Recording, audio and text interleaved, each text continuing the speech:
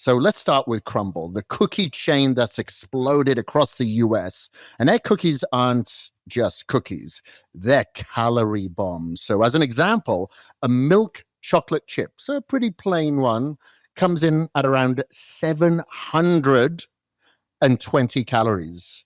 How long does it take for you to burn it off?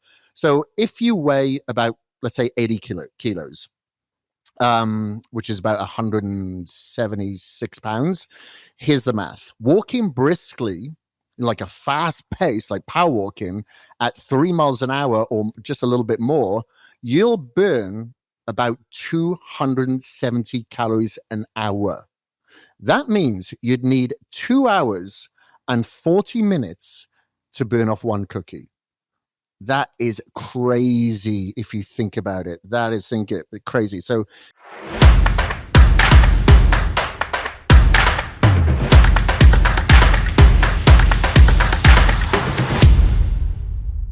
hello, everybody. Kris Gethin here, and welcome back to another episode of the Kris Gethin Podcast. Today, I'm going to talk to you about those beautiful things that you see in most cities around the US now, Crumbl Cookies. Now, if you're in the UK or somewhere else overseas, I'm sure there's the equivalent there, where you get these companies that send these cookies to your home. Also, I'm going to talk about the hidden dangers in Starbucks and McDonald's as well. But let's talk about these cookies. I'm going to talk about the truth behind them, the chemicals, the calories, the damage they cause, and why so many of you lie to yourselves every time you say just one. So let's start with Crumbl, the cookie chain that's exploded across the US. And their cookies aren't just cookies, they're calorie bombs. So as an example, a milk chocolate chip, so a pretty plain one, comes in at around 720 calories. And then you've got the pink sugar, about 760 calories. That's more calories than a Big Mac, and the majority of it comes from sugar. And that's one cookie. Not the box that gets delivered, not a dozen, but one. And what's inside it? 20 grams of saturated fat. That's the maximum daily allowance according to the FDA. One cookie, and you're already maxed out your daily saturated fat. It also has 28 grams of sugar. So what is that? Nearly 6 teaspoons of sugar in one cookie. And the FDA daily limit is 50. The American Heart Association says 36 for men, 25 for women. So if you're a woman, you've already blown past your sugar limit with a single cookie. And I don't believe it should be that high anyway as a limit. But if you're a man, you've burned through 75% of your allowance in one go. And that doesn't mean burning it off. You've just eaten it. If you're a kid, it's a metabolic disaster. Kids should be eating way less sugar, not double their allowance in one sitting. Now, let's translate this into something people understand. Like, how long does it take for you to burn it off? So if you weigh about, let's say, 80 kilos, which is about 176 pounds, here's the math. Walking briskly, like a fast pace, like power walking at 3 miles an hour or just a little bit more, you'll burn about 270 calories an hour. That means you'd need 2 hours and 40 minutes to burn off one cookie. That is crazy if you think about it. That is crazy. So if you've ever walked into a Crumbl store, you know nobody orders just one. The flavors rotate all the time. The social media hype is designed to make you try more than one. 4 flavors, you're looking at nearly 3,000 calories. That's more calories than most people need in an entire day. Now, let's talk about why they're hard to resist. Now, these things are engineered. Now, you have people, these engineers, these food engineers, they earn millions or hundreds of thousands at least, but definitely millions per company to engineer food that makes it super hyper palatable, meaning they're designed to light up your brain's reward circuits. And they're a perfect storm: sugar, fat, refined flours, and flavorings that override your signals. And studies from the National Institute of Health show that people eat 500 more calories a day when given access to ultra-processed foods compared to unprocessed foods, even when the macros are matched. And why? Because the texture, the speed of eating, the calorie density, the engineering that has gone into making you addicted. So they all work together to make you overconsume. So what happens when you eat one of these cookies? Well, the sugar hits your bloodstream really quickly, spikes your glucose. The pancreas pumps out insulin to bring it down. The saturated fat from the butter or shortening floods your system. Your liver is tasked with processing all of this at once, converting the excess sugar into fat storage. If you do this repeatedly, week after week, you're on a fast track to insulin resistance, visceral fat accumulation, which is a biggest killer, and then metabolic disease to boot, you know? So it's crazy. Like when I was speaking to the scientists over at Deliverance. So Deliverance is a company that does liver tonics that I use.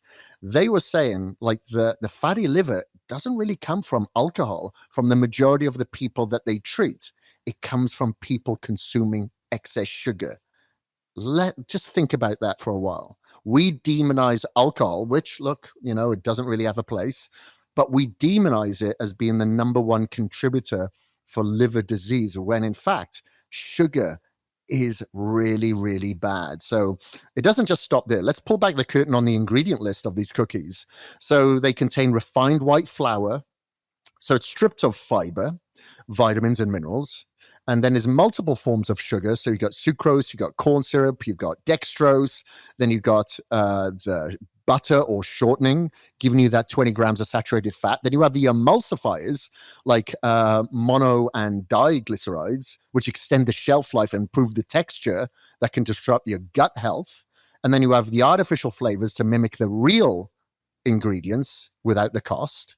But then you'll see this neon pink frosting. You're looking at synthetic dyes like red 40, yellow 5, blue 1. And then red 40, for example, has been shown to trigger hyperactivity and behavioral issues in susceptible children. The European Food Safety Authority requires warning labels on foods with these dyes. But in the United States, we just throw them into kids' cookies and pretend it's fine. And studies on emulsifiers like polysorbate 80 show that they can alter the gut microbiome. They thin the mucosal barrier of the intestines and increase low-grade inflammation. That's not fear-mongering, that is data. So let's stop pretending that these harmless indulgences are fine. Stop pretending that you're going to burn it off. Most people won't, and that's most people. They just don't. So now you are, you know, you're there saying, but Kris, it's not like I eat these cookies every day. And that might be true.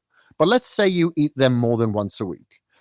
Once a week in 52 times a year, that's 52 massive sugar bombs. 52 times flooding your body and dyes and emulsifiers. 52 times insulin spikes that push your physiology in the wrong direction. Now, that's not just an occasional treat anymore. That's a habit, okay? Now, let's zoom out. Crumbl is one brand. The larger picture is that these kinds of ultra-processed desserts are everywhere. You got Starbucks, you got McDonald's, you got Dunkin' Donuts, the gas station down the road, the supermarket. They're just as bad. Sometimes they're worse. Let's take Starbucks.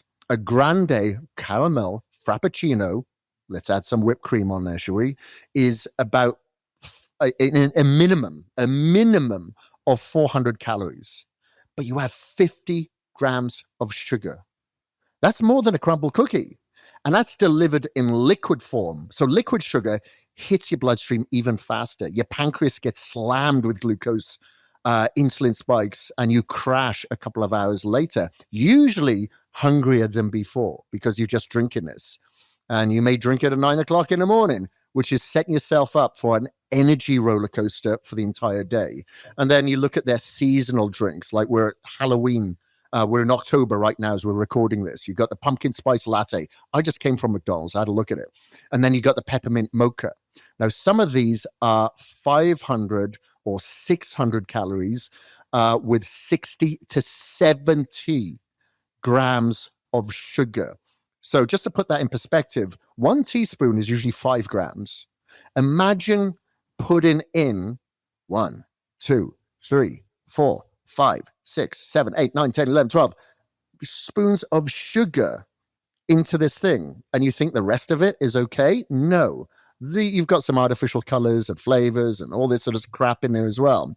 And what do people do? They pair it with a pastry, a muffin, a scone, a cookie, add another 400 to 500 calories, another 20 grams of sugar, another 10 grams of saturated fat. Now you're walking out of Starbucks at 9 a.m. with over 1,000 calories and about 100 grams of sugar in your system.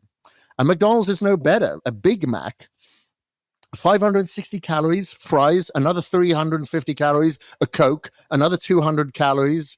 That's 1,100 calories in one meal. And the sodium is close to 1,000 milligrams.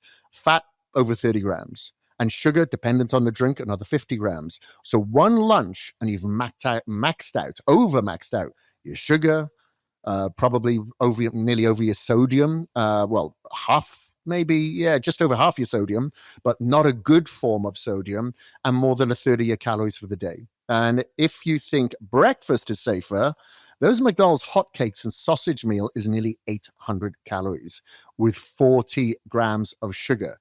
So that's a dessert in disguise as breakfast. And you throw in some hash browns and some orange juice, and you're at 1,200 calories before you've even started your day. So this is a pattern of modern food. The cookies that are bigger than your first drinks, that are milkshakes masquerading as coffee, and then meals that contain more calories than a soldier on active duty needs in a day. And a price isn't just weight gain, it's metabolic dysfunction. You are basically a dumpster fire. And poor recovery, you got brain fog, you got poor sleep, long-term health risks, such as diabetes, cardiovascular disease, and Alzheimer's. And the crazy thing is, we feed this to our kids. They want it. Of course they're going to take it. But we are supposed to be loving our kids and contributing to their health span, which is their most important quality that they could ever have. And this is what we do. Let's move on to sodas. A 20-ounce bottle of soda, like Coca-Cola, contains about 65 grams of sugar. That's 17 teaspoons of sugar dissolved in water, hitting your bloodstream. That's crazy. And then when you drink a sugar, your blood sugar spikes like fireworks, insulin floods to control it. The sugar that your muscles don't immediately use gets converted to fat in the liver. And over time, this is a constant cycle that drives fatty liver disease, insulin resistance, and the beginnings of type 2 diabetes. And people don't stop at one soda a lot of the time, especially in America. They come and refill. So an average American drinks about 40 gallons of soda a year. That's thousands of teaspoons of sugar, okay? And then you think about your energy drinks. If you go for a tall can of Monster or Rockstar, that has about 60 grams of sugar, plus your caffeine, plus your taurine, plus your artificial sweeteners, your dyes, your preservatives. You get the same sugar hit as a soda plus stimulants, okay? So that jacks up your nervous system. That spike may feel good for an hour, but then comes the crash, the jittiness, the fatigues, the cravings. And what do most people do? They reach for another can. You know, it's not good. Like I talk about this a lot of the time when, clients are having their pre-workout with a lot of caffeine, like 200, 300 megs of caffeine. I'm like, this causes a cortisol spike, which you don't want before you work out. It causes a diuretic effect, so dehydration, which you don't want before you work out. It causes a blood constriction instead of vasodilation, so you can't get a pump, which you don't want before you work out. But people punch them back, It raises your cortisol in levels, and it decreases your performance. So, candy bars are the same game. A Snickers is about 250 calories, 12 grams of fat, 27 grams of sugar. So 2 of those in a day, you're stacked up more sugar than possibly a Crumbl cookie if you've had like 3 of them without even touching a cookie. And then you got your Reese's, your Kit Kats, your Twix, your M&M. They're all the same. Processed chocolate, sugar, really cheap fats, bad emulsifiers. And these are usually marketed as fun size. Fun size means that you'll eat 4 of them, okay? And then you've got your breakfast cereals. You walk down that aisle, you see the labels for Frosted Flakes, Fruit Loops, Captain Crunch. Most of these are 40% sugar by weight. Okay. So a single bowl with milk is about 40 to 50 grams of sugar. And this is what we usually have at breakfast. And the thing is, they are marketed towards children. And you wonder why children can't focus at school. Well, the high sugar intake in the morning leads to mid-morning crashes, irritability, poor concentration, cravings for more sugar at lunch. And especially now we're there with mum and dad and they're crying for something sweet. So now you see the pattern. It's not just Crumbl Cookies. It's everywhere. It's the drinks, it's the meals, it's the snacks, it's the cereals. And they all work the same way. Massive calorie loads, huge sugar spikes, cheap fats, additives, engineered to keep you addicted. Okay. And then the psychological, let's look at this. Sugar doesn't just count calories. It changes the way your metabolism works. So high sugar intake increases liver fat storage, and the accumulation makes the liver less sensitive to insulin. That means your pancreas has to pump out more insulin to control the blood sugar. Over time, your cells stop responding. That insulin resistance is the gateway to type 2 diabetes. And a lot of clients come to me, they're not sleeping at night. They've become basically a dumpster fire. They've been consuming sugar, and they find it very, very difficult to lose fat because of the insulin resistance they've created over time. So I usually have to undo all of that, which I'm happy to do.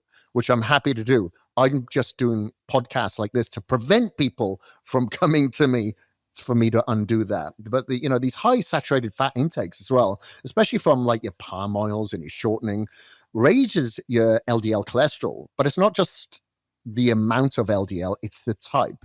It's the diets that are high in saturated fat that increase the small, dense LDL particles, which is the type that is most strongly linked to plaque buildup in the arteries, which leads to heart disease and possibly stroke.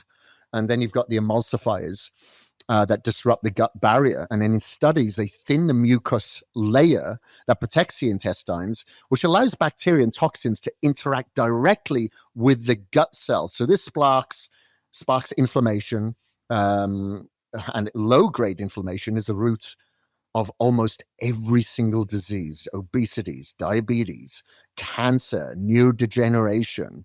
And then the artificial dyes don't just make the food bright. In children, they can worsen hyperactivity and behavior.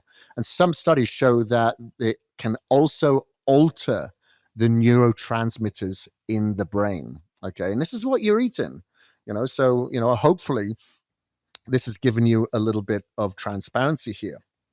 But let's talk about this a little bit deeper. The damage doesn't just show up decades later.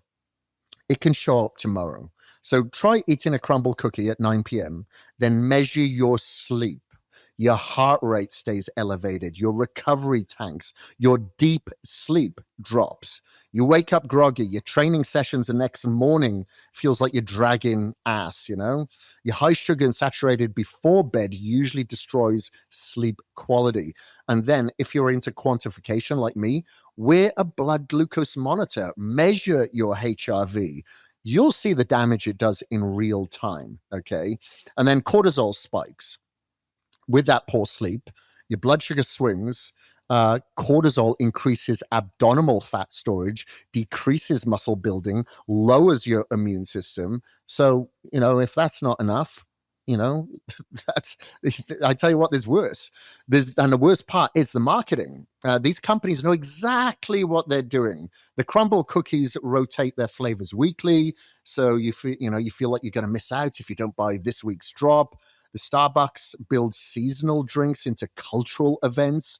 McDonald's market Happy Meals to kids with toys. Soda companies pay for product placement in movies and video games. In addition, it's wrapped in fun, marketed with bright colors, and sold as kind of normal. But what is normal today? It's definitely not natural. So look back like 100 years. In the 1900s, the average American consumed less than 10 pounds of added sugar per year. Today, it's over 150 pounds. That's 15 times lighter. And that is a minimum, okay? So that rise of sugar intake parallels the rise in diabetes, heart disease, cancer, and obesity. So This is not a coincidence. This is cause and effect. So what can you do? Well, first of all, you need to be honest. Track what you eat for a week. Write down everything: the cookies, soda, candy, flavored lattes, your fast food meal, whatever it is. Add up the calories and the fat. Compare it to the recommended limits. Most people are shocked, and most of my clients are shocked when I get them to do this. And you need to build awareness. Look at the food labels. If the sugar is one of the first of like the first five ingredients, it's pretty much a dessert. So replace strategically. If you want to have something sweet, make it yourself. Maybe use some oats, some protein powder with some Greek yogurt and some fruit. Maybe you've got a couple of like dark chocolate pieces you could put in there, maybe from that company Lily's that sweetened theirs with stevia. Use a protein powder such as the unmatched grass-fed whey protein isolate that is sweetened with stevia. You can make your protein pancakes, a smoothie with whole ingredients. If you want coffee, you can drink it black or put collagen in there, vanilla flavored collagen, not a milkshake disguised as a latte. But obesity is an obvious one here. When your weekly habits include your frappuccinos or your cookies or fast food, then of course it's going to catch up. You got your type 2 diabetes, your heart disease, and your cancer risk is also tied to diet. Ultra processed foods promote chronic inflammation, oxidative stress, and hormonal imbalance. And excess fat produces more estrogen, increasing the risk of breast and uterine cancers. And processed meats and refined sugars feed cancer cells more efficiently than whole foods, of course. While genetics do play a role, diet is one of the biggest factors in cancer prevention. And then we got the brain health, is Alzheimer's. They call that the new type 3 diabetes. Basically, it's too much sugar that is being consumed. And the crazy thing is, as I'm talking about this, a lot of this, as I mentioned, is marketed towards kids. It's ruthless. Crumbl is marketing its rotating flavors on TikTok. It's targeting teenagers who want to share the flavor of the week. And what you're up against isn't just the food; it's the entire industry spending billions of dollars to engineer addiction and normalize it through marketing. They want kids hooked early because hooked kids become hooked adults, and hooked adults spend their entire lives buying these products, getting sicker, spending more money on healthcare. It's the perfect business model. Profit on the front end, from the food, from the profit on the back end of disease. Okay. And let's just talk about performance. That your sugar spikes and crashes, leaving you flat during your workouts. So try training after, a giant cookie or a giant soda. Your energy is going to be unstable. Your focus is shot. You're distracted. Okay. Probably going to get poor sleep. And I always say your sleep or your recovery dictates your performance. And then for those of you who want to optimize your testosterone levels, hormones take a beating because high sugar and fat reduce testosterone. Over time, insulin resistance and obesity lower free testosterone and increase estrogen. That's in men. And then in women, high sugar intake contributes to polycystic ovarian syndrome and irregular cycles and hormonal imbalance. And cortisol stays elevated, again, then with poor sleep and processed diets, leading to muscle breakdown. And then, of course, fat storage. Okay. So, geez. But here's a challenge I want to give you. For the next 30 days, I want you to try cutting out all cookies and desserts over, let's say, 400 calories. So no neon frostings, no sodas, no energy drinks. If you got to go for an energy drink, I'm not sponsored by these people, but if you're in the US, for instance, you can have updates. But what I suggest to all of my clients worldwide is have sparkling water. Add electroshred to it. So now you have the carbonation, you have electroshred. If you want to put paraxanthine in there, which is a single fill, it's basically a tablet you can break off and put the powder in there. You can do 3 of them for 300 megs of paraxanthine. You've got an energy drink that has natural sweeteners and you have paraxanthine, which has all the positives of caffeine without the negatives, such as your cortisol spike, your dehydration, your blood constriction, etc. It's not going to bother your sleep. Okay, it has a very short half-life, and you got your natural flavors, colors. It's a healthier version. Okay, so no fast food meals. If you need caffeine, have a very, very small amount at breakfast. I have something called, God, what's it called? Everyday dose. Everyday dose is what I use. And at the end of 30 days, assess yourself. Look at your sleep. Look at your recovery. Look at your body composition. Look at your focus, your mood. You'll see changes that you cannot ignore. You'll be leaner, sharper, stronger. You'll train harder, recover better, think clearer. And you would have broken down the addiction cycle that the food industry has tried to trap you in since childhood. So this isn't just about being perfect. It's just about being honest about yourself with these foods and honest about the damage they do. And once you see the numbers, once you understand the mechanisms, once you feel the difference, you'll never look at Crumbl Cookies, Starbucks drinks the same way. If you'd like me to create a group and a challenge, please let me know. And, because I'm here to help. I want you all to do better because I have felt the difference and I just want to pass them on. So I am Kris Gethin. This is your wake-up call. If you like this podcast episode, please do subscribe and please do share it with others and leave me a review. Until next week, I'm Kris Gethin and I am out of the Kris Gethin Podcast.